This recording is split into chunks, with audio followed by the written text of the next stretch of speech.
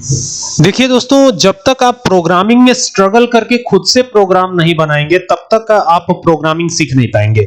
ठीक है, तो चाहे पाइथन हो, जावा हो, सी प्लस प्लस हो, जो भी प्रोग्रामिंग लैंग्वेज आप सीख रहे हैं या सीखते हैं, ठीक है, उसमें पहले आप स्ट्रगल करना सीखिए। कैसे स्ट्रगल करना है? किसी भी प्रोग्राम को अगर आपको दिया जाता है, कोई भी छोटा प्रोग्राम हो, बड़ा प्रोग्राम हो, आप पहले उस पर जूझिए। जब तक जूझेंगे नहीं तब तक आपको प्रोग्रामिंग आएगी नहीं। ठीक है, अब बहुत सिंपल सा एक छोटा सा प्रोग्राम है, मैं कई बार, मुझे लगता है कि बताया भी होगा मैंने कई बार, तो उसी प्रोग्राम को उठाते हैं। अब सिंपल सा प्रोग्राम है, आप भी कोशिश कर सकते हैं इसको बनाने की। एक तरह से समझिए कि बिल्कुल अनजान है हम। ठीक है, हमको कोई प्रोग्रामिंग नहीं आती है, मैं भी यही मान लेता हूं कि मुझे कोई प्रोग्रामिंग नहीं आती है, थोड़ा बहुत हल्का फुल्का जानता हूं।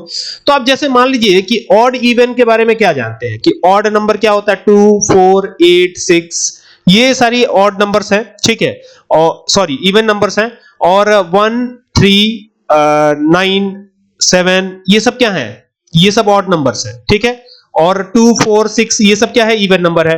तो ये इतना तो हमें पता है। तो हमको एक ऐसा प्रोग्राम बनाना है जो दिए गए नंबर को ये पता करके बताए कि वो ऑड है कि इवन है।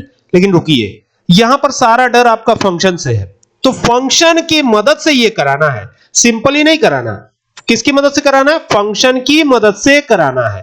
अभी ये कैसे पॉसिबल होगा? चलिए आइए हम सिंपली बनाते हैं। सिंपली बनाने के लिए क्या करना पड़ेगा? सबसे पहले एक वेरिएबल लेना पड़ेगा। चलिए ए ले लिया, और इस वेरिएबल को बताना पड़ेगा कि ये किस टाइप का है। तो यहां पे लिखूंगा इज इक्वल टू, ये इंट टाइप का होगा, क्योंकि जो भी ऑड या इवन नंबर होगा वो इंट टाइप का ही होगा।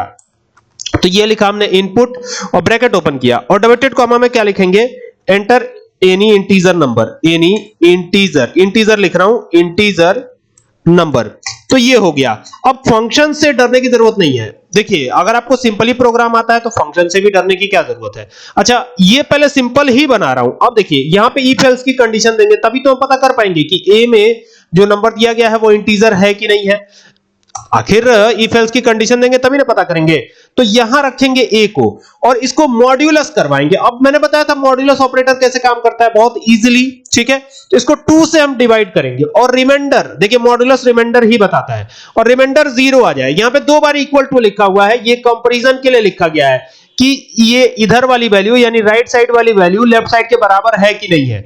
अगर बराबर हो गई तो ऐसे में क्या होगा, तो ऐसे में भाई पूरा पूरा डिवाइड हो जाएगा। मतलब कि 0 अगर हो गई, रिमाइंडर 0 बचा, तो इसका मतलब पूरा पूरा डिवाइड हुआ।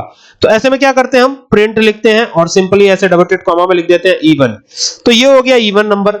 ठीक है, अब एल्स में क्या आएगा? तो देखिए, इफ के बाद हमेशा एल्स आता है। एल्स में होगा प्रिंट, PRINT, प्रिंट। अगर नहीं डिवाइड हुआ, रिमाइंडर बच गया, तो आप सीधा कह दीजिए ऑड हो गया। ठीक है, तो ये प्रोग्राम तो बन गया। लेकिन समस्या ये है कि इसको हमें फंक्शन से बनाना है। तो फंक्शन बनाने के लिए क्या लिखते हैं? डेफ लिखते हैं।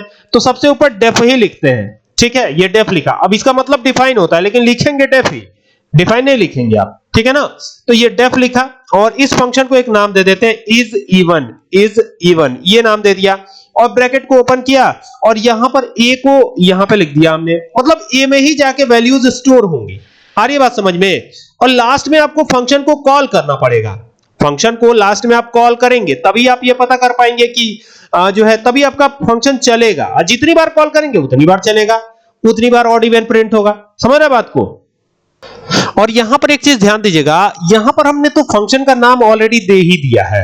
तो यहां पर ए लिखने की जरूरत भी क्या है, क्योंकि हमने तो ए को ऑलरेडी डिफाइन कर रखा है। यहां पे आप देख ही सकते हैं। तो यहां पर ए भी नहीं लिखना आपको, ये भी आप हटा दें।